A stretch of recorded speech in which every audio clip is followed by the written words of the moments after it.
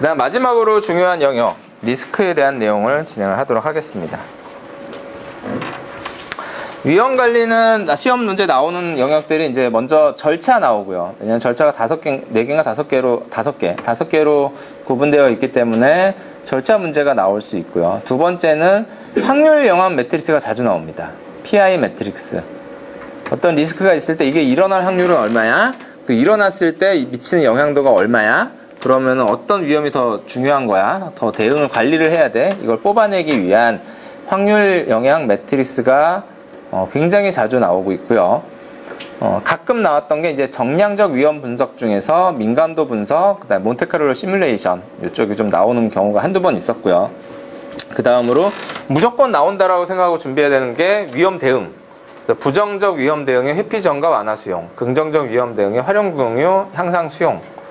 요것도 무조건 나온다라고 보시면 될 것 같습니다. 그래서 리스크에서는 평균 2문제 정도 출제된다라고 보시면은 뭐 문제 없을 것 같아요. 위험관리 프로세스, 계획된 게 이렇게 5개로 되어 있습니다. 그래서 위험관리 계획을 수립하는 게 첫 번째고, 그 다음에 어떤 위험이 있을지 위험을 식별을 해봅니다. 브레인스토밍을 하던, 뭐 체크리스트를 사용하던, 어쨌든 위험들을 좀 뽑아보고, 그 위험들에 대한 분석을 할 건데, 먼저 위험이 한 100가지가 나왔어. 근데 그걸 다 정량적으로 시뮬레이션 돌리고 이러면 되게 힘들거든요. 그렇기 때문에 먼저 겐또 전문가 판단에 기준한 정성적 위험 분석을 하게 됩니다. 그래서 정성적 위험 분석이라 하면은 이거는 한 50%, 이건 상중하 이렇게 구분하는 걸 의미하죠. 네. 연속형 데이터가 아니라 이산형 데이터로 평가하는 거를 정성적 위험 분석이라고 하게 됩니다. 그렇게 하면은 대충 중요한 거가 한 10가지 정도, 뭐 20가지 정도 이렇게 추려질 거예요. 100가지 중에서 이건 중요하고 이건 덜 중요하고 이건 별로 안 중요하고 뭐 이런 것들이 추려질 거예요. 그러면 제일 중요한 몇 가지에 대해서는 좀 더 디테일하게 봐야 되니까 그때 가서 이제 정량적 위험 분석을 하게 됩니다. 민감도 분석이나 뭐 의사결정 트리 EVM 또는 뭐 몬테카를로 시뮬레이션 이런 것들을 사용해서 정량적으로 분석을 하게 되고요. 그렇게 해서 이거는 이만큼이 생길 수 있고 이럴 수 있고 저럴 수도 있고 이런 것들이 다 적응되면은 그럼 이 위험이 발생하지 않게 하는 게 중요한 거야? 아니면 발생했을 때 사후 대책을 뭘 하는 게 중요한 거야? 이런 것들에 대한 대응 계획을 수립을 하게 되는 거죠. 그 다음에 위험 통제는 제일 중요한데 제일 안 하는 것 중에 하나. 이거는 요 과정을 계속적으로 반복하는 행위를 의미합니다. 그래서 우리가 어떤 위험이 한 80% 수준으로 발생한다고 생각을 했는데 이게 지금도 80% 수준인 건지 아니면 이제는 한 10%밖에 안 되는 건지 또는 우리가 거의 발생 안 할 거라고 5%만 발생할 거라고 생각을 했는데 이게 지금 보니까 90%가 돼 있진 않은지 곧 얘가 이슈화가 되진 않을지 이런 것들을 보는 거를 위험 통제라고 하게 되죠. 그래서 위험은 역시 계획 수립과 통제 두 가지 영역의 프로세스로 구성되어 있고요. 계획 단계에서는 위험 관리 활동을 어떻게 할 건지를 계획하는 프로세스가 됩니다. 여기서 위험을 식별하는 게 아니라 위험 식별은 어떤 절차로 하고 위험 식별할 때 기준표는 뭘로 쓰고 이런 것들을 정의하게 되는 거죠. 위험 관리 계획서에 포함될 내용도 한번 읽어두세요. 네. 우리가 위험 관리는 어떤 절차와 프로세스와 관점에서 할 건지 그리고 누가 할 건지 이걸 하는데 별도의 돈이 필요한지 그 다음에 위험 통제나 이런 것들은 월 단위로 할 건지 주 단위로 할 건지 그 다음에 이런 것들은 위험 분석을 할 때는 어떤 식으로 분석을 할 거고 그것들을 어떻게 분류를 할 거고 이런 분석 방법에 대한 내용, 상세 내용들 그다음 위험 관리 활동을 했을 때 몇 프로 이상 되면은 얘가 실제 뭐 이슈로 보고를 할 건지 발생을 안 하도 90%면 이슈로 보고하자 50% 이하면은 얘는 쌩까자 이런 것들을 정의를 하게 되는 거고요.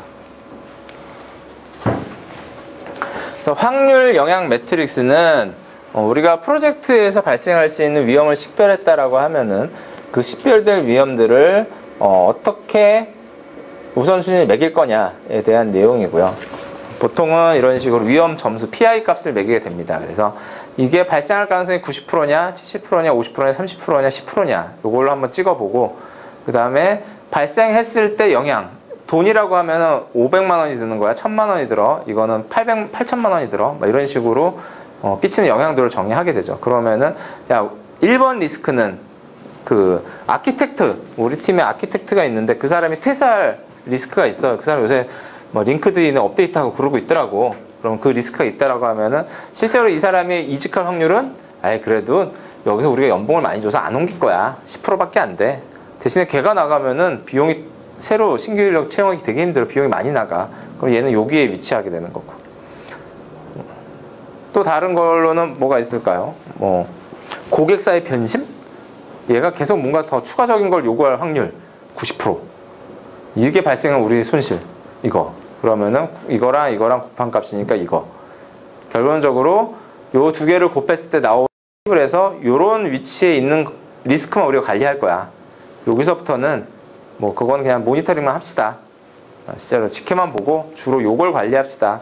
이런 걸 위해서 정성적 분석을 하게 되고 그때 사용하는 게 이제 PI 매트릭스가 되는 거죠.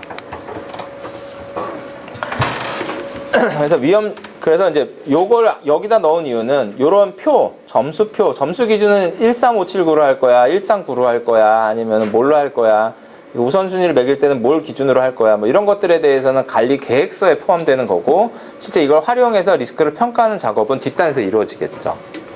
먼저 위험을 식별을 하게 됩니다. 그래서 프로젝트에 영향을 미칠 수 있는 위험을 식별하고 문서화를 하게 된다.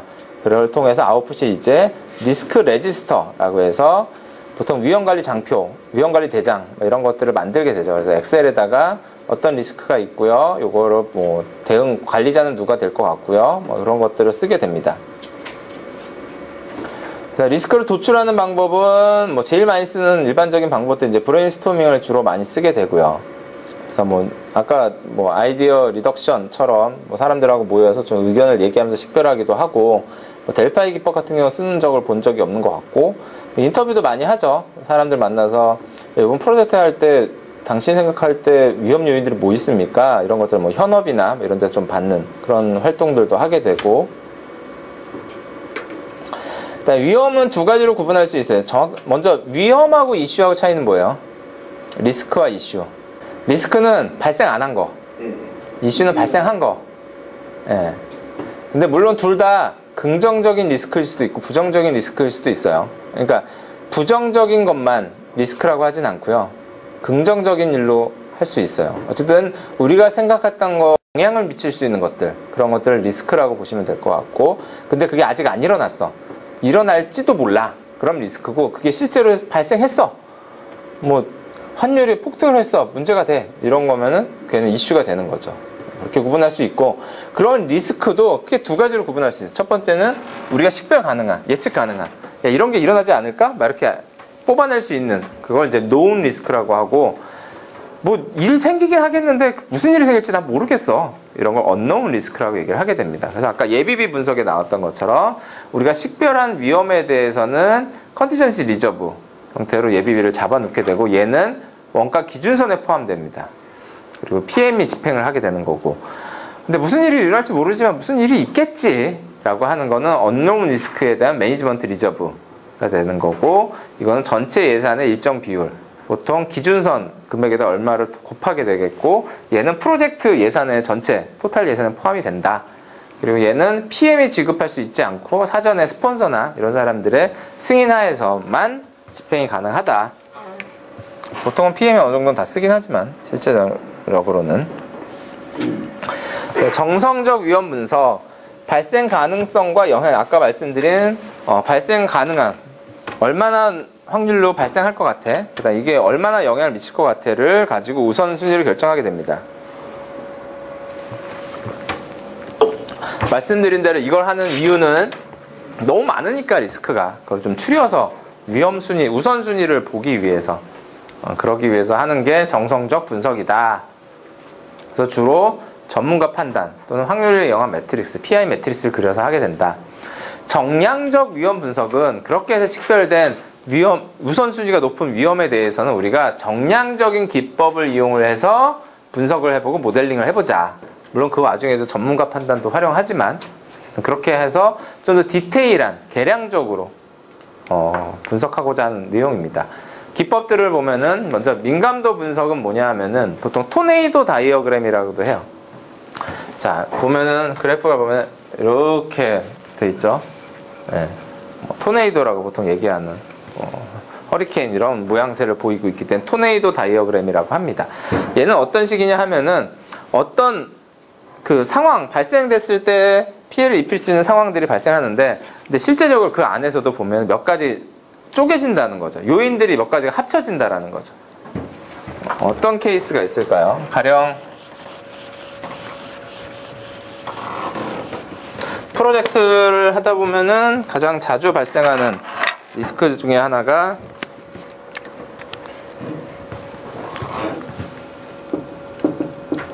퇴사에 대한 리스크가 되게 크죠. 인력 유출, 뭐 딴 사람이 어디 간다든지 이런 것들도 굉장히 자주 발생을 하는데, 그러면 이 퇴사라는 것에 영향을 미치는 요인들이 뭐가 있냐? 그러면은 야근, 특근이 되게 많아서 퇴사를 하는 거야? 또는 급여가 낮아서 퇴사를 하는 거야? 아니면은 얘가 사무실 환경이 마음에 안 들어서 퇴사를 하는 거야? 아니면은 출퇴근 거리가 멀어서 퇴사를 하는 거야? 뭐 이런 것들을 할 수 있겠죠. 그러면은 지금과 똑같은 조건이라고 했을 때 야근 특근을 굉장히 자주 일주일에 5번씩 야근하고 매주 나와야 되고 이러면 이 사람이 퇴사할 확률은 이만큼이 그려지겠죠. 딴 건 다 똑같은데 급여를 삭감하면 이 사람의 퇴사할 확률은 뭐 이런 게 그려지겠죠. 딴 건 다 고정되어 있는데 사무실을 좀 더 후진, 지방으로 옮기게 되면은 퇴사할 확률이 이렇게 되겠죠. 딴 건 다 똑같은데 회사 사무실이 어디로 이사를 해가지고 출퇴근 거리가 멀어지면은 이 사람의 퇴사할 확률이 이렇게 되겠죠. 그러면은 퇴사라는 리스크에 영향을 미치는 요인들은 이런 것들이 있는데, 이런 것들을 가지고 다른 건 다 고정시켜 놓고 얘만 변동을 했을 경우, 얘 셋은 고정되어 있고 얘만 변동을 했을 경우, 얘 셋은 고정되어 있고 얘만 변동을 했을 경우, 이렇게 하면은 얘가 얘한테 미치는 영향도, 얘가 영향도, 얘의 영향도, 얘의 영향도를 다 구분을 할 수 있겠죠. 이렇게 해서 이렇게 그림을 그려지게 됩니다. 그러면 이 리스크의 가장 큰 요인은 야근 특근을 많이 시키면 애들이 퇴사를 많이 하겠네. 야, 우리 프로젝트 할 때 가능한 한 야근 특근은 없도록 노력하자. 이런 식이 가능해지는 거죠. 이런 걸 위해서 하는 게 이제 민감도 분석이라고 합니다. 그래서 민감도 분석은 특징이 발생할 수 있는 여러 가지 요소들 중에서 하나를 특징 짓는 거예요. 그래서 불확실성을 보는데 다른 값 모두 고정시키고 하나만을 변화시켜서 걔가 전체에 미치는 영향을 보겠다. 영향의 크기를 보겠다. 이게 이제 민감도 분석의 기본 개념입니다. 의사결정 트리와 EMV는 같이 엮어서 보시면 될 것 같고요. 내가 이거를 새로 건물을 지을 건지 아니면 리모델링을 할 거야. 그럼 새로 지었을 때는 얼마 정도의 비용이 들어? 리모델링 할 때 얼마 정도의 비용이 들어? 이걸 할 때 뭐 어때? 그래서 이 의사결정을 따랐을 때 우리가 손실 금액은 얼마야? 이 의사결정을 따랐을 때는 손실 금액이 얼마야? 이런 것들을 그려놓고, 야, 그래도 가능성이나 비용 봤을 땐 이게 제일 좋은 방법인 것 같아. 4만으로 합시다. 4만이 제일 나은 것 같아. 이런 것들을 보겠다라는 거죠. 몬테카를로 시뮬레이션 같은 경우는 뭐 가끔 쓰긴 하는데 이것도 잘 쓰진 않아요. 어쨌든 이건 뭐냐 하면은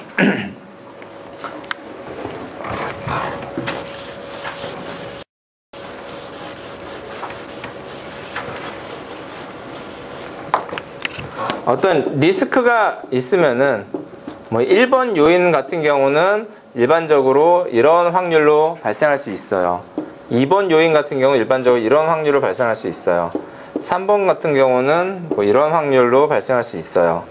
4번은 뭐 이런 확률로 발생할 수 있어요. 이런 식으로 분포를 그릴 수가 있죠. 확률 분포를 딱 그린 다음에 어차피 이 네 개가 민감도는 얘는 고정되어 있고 얘만 움직여라고 본 거고, 얘는 얘가 다 같이 움직일 거야. 뭐 하나만 따로 움직이는 게 없어. 이렇게 얘기를 하는 거예요. 그래서 얘는 첫 번째, 자, 여기서 요걸 하나 샘플하고, 요걸 하나 샘플링하고, 요걸 하나 샘플링하고, 요걸 하나 샘플링을 해요. 요걸 다, 이거 그냥 일정이라고 봅시다. A라는 1번 기능 개발하는데 걸릴 일정은 예상 이 정도 확률이에요. 2번 기능, 3번 기능, 4번 기능. 근데 요거를 4개 팀이 각각 개발한다고 하면 일정이 얼마 걸릴까? 라고 하면은 얘는 이쯤. 그러면은 20일 걸릴 것 같아요. 자, 2번. 얘는 여기서, 얘는 여기서, 얘는 여기서, 얘는 여기서. 25일 걸릴 것 같아요. 3번. 얘는 여기서, 얘는 여기서, 얘는 여기서, 얘는 여기서. 17일 걸릴 것 같아요. 이런 식으로 여기서 다 샘플링을 하나씩 하는 거예요. 당연히 여기 게 훨씬 많이 나오겠죠. 샘플링을 하면은. 분포가 이렇게 돼 있으니까 여기 건 잘 안 나오고 당연히 여기 게 많이 나오겠죠. 당연히 여기 게 많이 나오겠죠. 당연히 뭐 이런 식으로 나오겠죠. 이것들을 계속 보통 10만 번 정도 샘플링을 하게 됩니다. 10만 번을 샘플링을 하면 대충 이 결과가 이런 그래프로 그려져요. 샘플링을 하게 되면 이런 그래프로 그려지면은 자, 내 생각에 75%의 확률로 30일 안에는 끝날 것 같아요. 이런 상황들이 아무리 변동을 하더라도 뭐 얘가 이것도 발생할 수 있고 이것도 발생할 수 있잖아요. 하지만 우리가 샘플링을 가능성을 가지고 샘플링을 다 해보면은 대충 75% 확률은 30일 안에 끝날 것 같아요. 이런 식으로 의사결정을 할 수 있다라는 거죠. 그래서 얘는 민감도랑 다르게 각 변수의 불확실성의 총합을 따지게 됩니다. 가 샘플링을 해서 다 돌려요. 그래가지고 이런 식의 그래프를 만드는 그런 작업들을 몬테카를로 시뮬레이션이라고 하게 됩니다.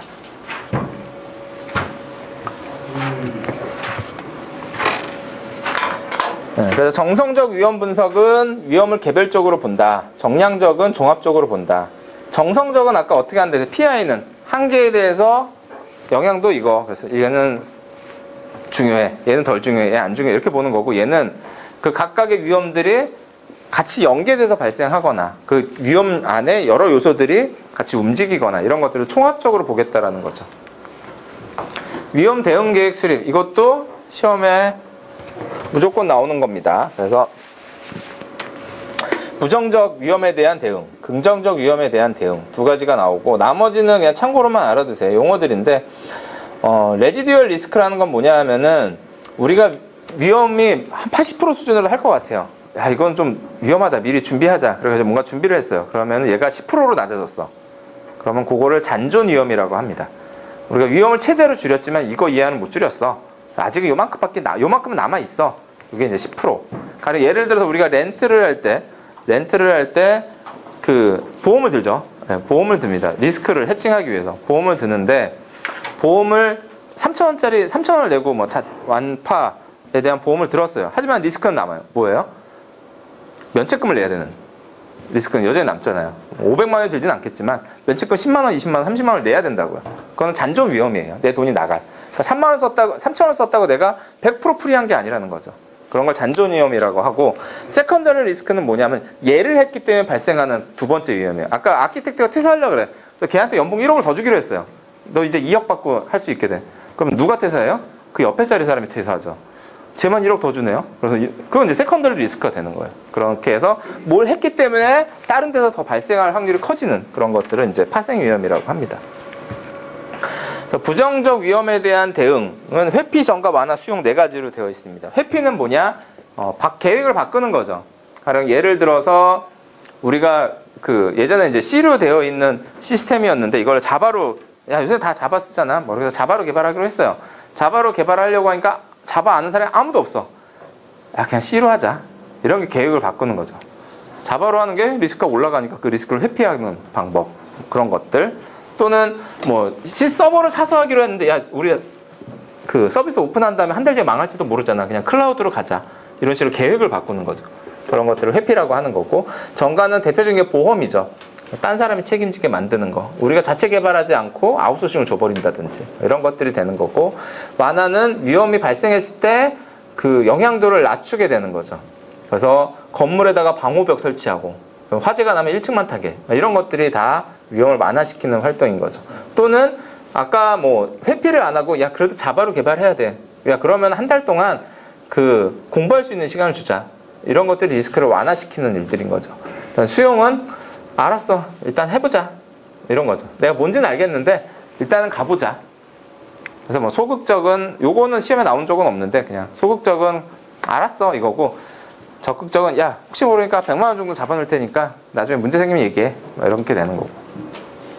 긍정적 위험은 긍정적으로 뭔가 일이 잘 되고 있으면 그거를 어떻게 더 크게 공유할 거냐라는 부분이고 활용.